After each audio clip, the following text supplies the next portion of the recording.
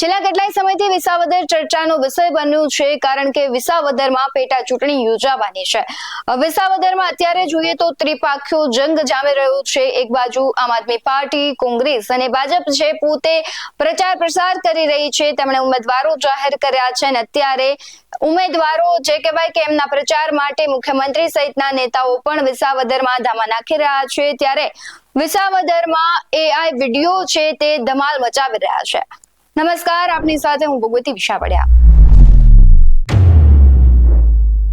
જે પ્રમાણે વિસાવદરમાં રાજકીય માહોલમાં ગરમાવો આવ્યો છે, તેને લઈને કડી સહિતના જે ગુજરાતના ઘણા એવા શહેરો છે કે ત્યાં પણ આ ચૂંટણીને લઈને ગરમાવો આવ્યો છે. કારણ કે વિસાવદર અને કડીની જે પેટા ચૂંટણી છે તેની અસર માત્ર વિસાવદર અને કડીમાં નહીં, પરંતુ રાજકારણમાં, સમાજકારણમાં અને પૂરા ગુજરાતમાં જોવા મળી રહ્યું છે.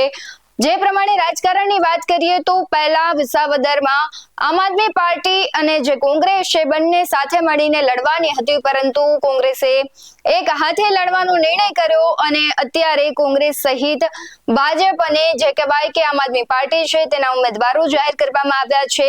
એક બાદ એક રેલીઓ થઈ રહી છે, ઉમેદવારના નામાંકન થઈ ગયા છે અને હવે એક એઆઈ વિડીયો છે જે ગોપાલ ઇટાલિયા અને કેશુ બાપાનો સામે આવ્યો હતો, જેમાં ગોપાલ ઇટાલિયા છે કેશુ બાપાના આશીર્વાદ મેળવતા હોય છે અને કેશુ બાપા કહી રહ્યા છે કે મારાથી કામો થયા નથી અને હજુ જે ખેડૂતલક્ષી કામો છે ત્યારે કરવાના છે. એટલે એ વિડીયો બાદ એક ફોટો વાયરલ થયો છે, જેમાં કેશુ બાપા ગોપાલ ઇટાલિયાને કહી રહ્યા છે કે તું મારા નામે મારો દુરુપયોગ કરીને વોટ માંગી રહ્યો છે.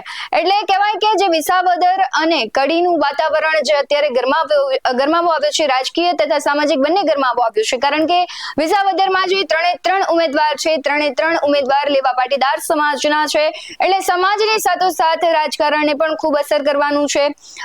આમ આદમી પાર્ટીની વાત કરીએ તો ગોપાલ ઇટાલિયા છેલ્લા કેટલાય સમયથી વિસાવદરના ગામડાઓ ખૂંદી રહ્યા છે અને અત્યારે પણ તે એડી ચોટીનું જોર લગાવી રહ્યા છે. બીજી જ બાજુ કોંગ્રેસ છે, કોંગ્રેસ પણ એક પ્રયાસ કરી રહી છે કે તે કોંગ્રેસ આ વખતે વિસાવદરમાં પોતાનું અસ્તિત્વ રાખી શકે. જો વિસાવદરમાં કોંગ્રેસ આ વખતે નહીં આવે તો તેનું અસ્તિત્વ ગુજરાતમાંથી જાય તેવું વાતાવરણ સર્જાશે. જે પ્રમાણે ભાજપની વાત કરીએ તો ભાજપ છે 8-10 વર્ષથી કહેવાય કે વિસાવદરમાં જીતી નથી ચૂકી, પરંતુ તેના જે ઉમેદવારો છે આમ આદમી પાર્ટીમાંથી જીતી અને ત્યારબાદ તેમણે પક્ષ પલટો કર્યો હતો અને અત્યારે ભાજપના જે ઉમેદવારો છે તે ભાજપમાં આવ્યા છે. જે પ્રમાણે કિરીટ પટેલનું નામ સામે આવ્યું છે, તો કિરીટ પટેલ છે જુનાગઢના, પણ આ વખતે લડશે વિસાવદરમાંથી. ત્યારે વાત કરીએ આમ આદમી પાર્ટીની, તો આમ આદમી પાર્ટી છે કેટલાય સમયથી તે કહેવાય કે વિસાવદરમાં ધામા નાખી ચૂકી છે. એમણે નક્કી જ કર્યું છે કે આ વખતે વિસાવદરમાં આપણે સીટ લેવી છે.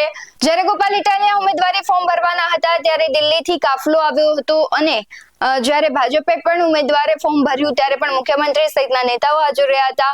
હવે આજે ટેકનોલોજીનો ઉપયોગ કરીને આ વિડીયો અને ફોટો વાયરલ થઈ રહ્યા છે, તે અંગે તમારું શું કહેવું છે કમેન્ટ કરી જરૂરથી જણાવજો. આવા જ વધુ અહેવાલો સાથે ફરી મળતા રહીશું. તમે અમારી યુટ્યુબ ચેનલને સબસ્ક્રાઇબ કરવાનું અને ફેસબુક અને ઇન્સ્ટાગ્રામ પર ફોલો કરવાનું ભૂલશો નહીં.